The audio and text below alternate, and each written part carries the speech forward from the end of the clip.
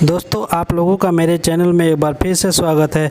दोस्तों क्या आप लोग जानते हैं कि भारत का छठ पूजा एकमात्र ऐसी पूजा है जो कि सबसे कठिन व्रत माना जाता है इस पूजा को। तो दोस्तों आज हम इस वीडियो में जानेंगे कि कैसे इस पूजा की शुरुआत हुई और कैसे यह पूजा धीरे धीरे करके इतना प्रचलित हो गया। वीडियो में आगे बढ़ने से पहले अगर आप लोग हमारे चैनल पर पहली बार आए तो प्लीज़ हमारे चैनल BTech54 को सब्सक्राइब कीजिए, साथ ही बेल आइकन को दबाइए ताकि मेरी आने वाली हर वीडियो का नोटिफिकेशन आप तक बिल्कुल आसानी से पहुंच जाए। चलिए दोस्तों बिना किसी देरी के हम वीडियो को शुरू करते हैं। छठ पूजा की जो पूजा है वह सूर्य देव और छठी मैया की पूजा विधि विधान से की जाती है। छठ पूजा का प्रारंभ कब से हुआ, सूर्य की आराधना कब से प्रारंभ हुई, इसके बारे में पौराणिक कथाओं में बताया गया है कि सतयुग में भगवान श्री राम, द्वापर में दानवीर कर्ण और पांचों पांडवों की पत्नी द्रौपदी ने सूर्य की उपासना की थी। छठी मैया की पूजा से जुड़ी एक कथा राजा प्रियव्रत की है, जिन्होंने सबसे पहले छठी मैया की पूजा की थी। एक पौराणिक कथा के अनुसार बताया जाता है कि राजा प्रियव्रत उनकी कोई संतान नहीं थी, उनको बहुत ही पीड़ा थी। उन्होंने महर्षि कश्यप से इसके बारे में बात की। तब महर्षि कश्यप ने संतान प्राप्ति के लिए पुत्रत्रेष्टि यज्ञ करवाया। उस यज्ञ के दौरान आहुति के लिए बनाई गई खीर राजा प्रियव्रत की पत्नी मालिनी को खाने के लिए दी गई। यज्ञ के खीर के सेवन के रानी मालिनी ने एक पुत्र को जन्म दिया, लेकिन वह मृत पैदा हुआ था। राजा प्रियव्रत मृत पुत्र के शव को लेकर शमशान पहुँचे और पुत्र वियोग में अपना प्राण त्यागने लगे। उसी वक्त ब्रह्मा की मानस पुत्री देवसेना प्रकट हुई। उन्होंने राजा प्रियव्रत से कहा कि मैं सृष्टि की मूल प्रविष्टि के छठे अंश से उत्पन्न हुई हूँ, इसलिए मेरा नाम षष्ठी भी है। तुम मेरी पूजा करो और मेरे लोगों में इतना प्रचार करो। माता षष्ठी के कहे अनुसार राजा प्रियव्रत ने पुत्र की कामना से माता का व्रत विधि विधान से किया। उस दिन कार्तिक मास से शुक्ल पक्ष की षष्ठी थी। इसके फलस्वरूप राजा प्रियव्रत को पुत्र प्राप्त हुआ। दूसरी कथा यह बताई जाती है कि लंका के राजा रावण का वध करके भगवान श्री राम अयोध्या आने के बाद माता सीता ने राम राज्य की स्थापना के लिए कार्तिक मास में शुक्ल पक्ष की षष्ठी को उपवास रखा था और सूर्य देव की पूजा की थी। तभी से इस पर्व को मनाया जाता है। और तीसरी कथा यह बताई जाती है कि जो छठ पूजा का व्रत है वो प्रारंभ में द्रौपदी को भी जोड़कर किया जाता है। द्रौपदी ने पांचों पांडवों के बेहतर स्वास्थ्य और सुखी जीवन के लिए छठ का व्रत रखा था और सूर्य देव की उपासना की थी, जिसके परिणाम स्वरूप पांडवों को उनका खोया राजपाट वापस मिल गया था।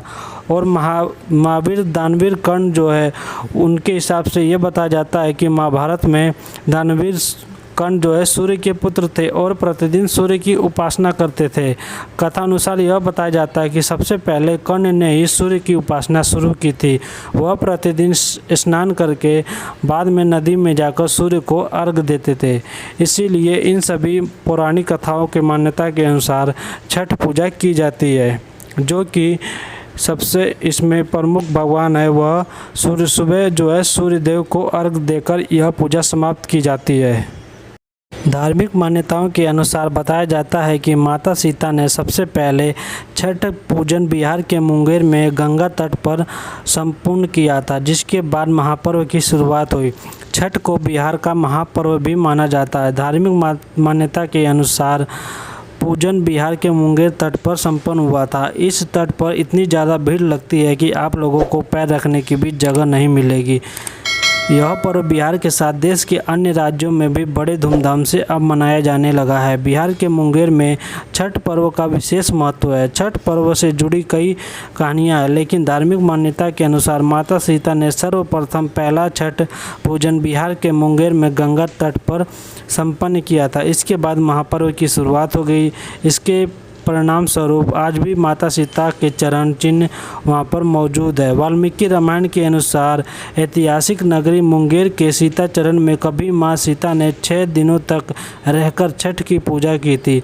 श्री राम जब 14 वर्ष के वनवास के बाद अयोध्या लौटे थे तो रावण के पाप से मुक्त होने के लिए ऋषि मुनियों के आदेश पर राजसूय यज्ञ करने का फैसला किया था। इसके लिए मुग्दल ऋषि को आमंत्रित किया था, लेकिन मुग्दल ऋषि ने भगवान राम एवं सीता को अपने ही आश्रम में आने के लिए आदेश दिया। महापर्व छठ जो है, इसके आते ही पूरे बिहार में एक नई सी रौनक देखने को मिलती है।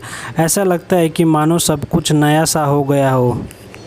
दोस्तों, एक कथा के अनुसार यह भी बताया जाता है कि इस पर्व की शुरुआत जो है द्वापर युग में हुई थी। कर्ण ने अपने पिता सूर्य की ख्याति को पाने के लिए इस पर्व को किया था, जबकि इस युग में कलयुग में सबसे पहले बिहार के गया जिले के देव में छठ पर्व किया गया था। देव अब औरंगाबाद में स्थित है। कहा जाता है कि किसी ज़माने में एक व्यक्ति को कुष्ठ रोग हुआ।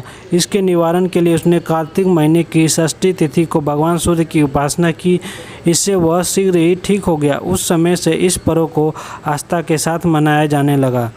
बिहार के बक्सर में ऋषि कश्यप और माता अदिति का आश्रम था। माता अदिति ने कार्तिक महीने की षष्ठी तिथि को ही भगवान सूर्य को पुत्र के रूप में जन्म दिया था। माता अदिति का पुत्र होने की वजह से ही भगवान सूर्य को आदित्य भी कहा जाता है। इस कारण से वर्ष भर में कार्तिक मास को पवित्र महीना माना जाता है।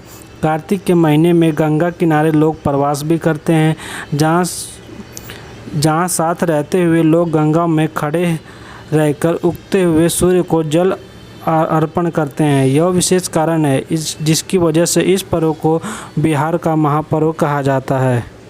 इस महापर्व को लेकर हर युग में अपनी अपनी पौराणिक कथाएं हैं। दोस्तों, वैसे तो यह भारतवर्ष में इस समय मनाया जाने वाला सबसे बड़ा और सबसे कठिन व्रत माना जाने लगा है। इस व्रत के लिए जो भी बिहार के या फिर उत्तर प्रदेश के लोग जो भी बाहर रहते हैं, इस पर्व को अपने घर की तरफ चले जाते हैं, क्योंकि यह पर्व ऐसा है कि लोग इस पर्व का इंतज़ार सालों से करते हैं। तो दोस्तों, उम्मीद करता हूं कि आप लोगों को छठ के बारे में पता चला होगा कि आखिर छठ पूजा की शुरुआत कैसे हुई और कैसे इसको महापर्व कहा जाता है। और वीडियो अच्छी लगी तो वीडियो को लाइक कीजिए, और चैनल पर अगर आप लोग पहली बार आएँ तो प्लीज़ हमारे चैनल को सब्सक्राइब कीजिए। साथ ही बेल आइकन दबाइए ताकि मेरी आने वाली हर वीडियो आप तक बिल्कुल आसानी से पहुंच जाए। चलिए दोस्तों, मिलते हैं हम आप लोगों से नेक्स्ट वीडियो में।